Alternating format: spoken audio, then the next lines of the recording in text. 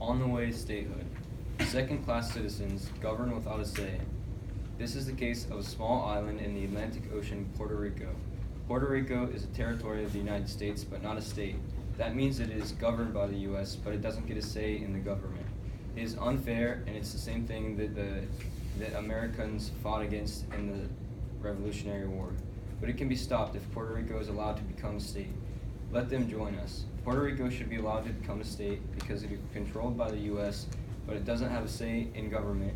It has fought for the U.S., and being a territory was only supposed to be temporary. Let them join us.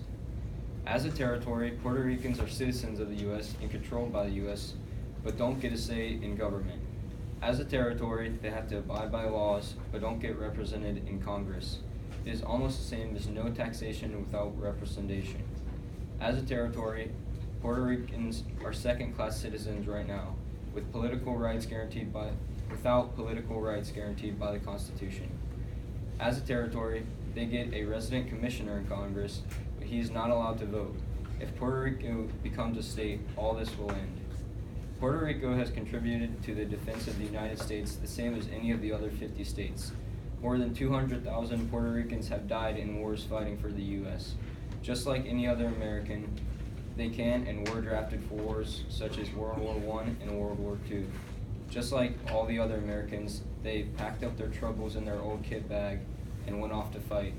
Some people may say that the U.S. would have to expand their military to protect Puerto Rico if it became a state, but the U.S. is already responsible for protecting the territory, just like any other state, so not much would change. Being a territory for Puerto Rico was never meant to be permanent. The U.S. just made it a territory after the Spanish-American War to keep Puerto Ricans from revolting. All of the 50 states besides the original 13 used to be territories. It would not be very difficult today, in 2016, to add another state to the Union. Before Public Law 600, Puerto Rico was preparing to become a state anyway, but the law turned it into a territory. Puerto Rico should be allowed to become a state. If it gains statehood, both the U.S. and Puerto Rico would be benefited. Also, it should be made a state because currently its people are second-class citizens. Puerto Rico always helps to defend Americans, and it was never supposed to be a permanent territory in the first place.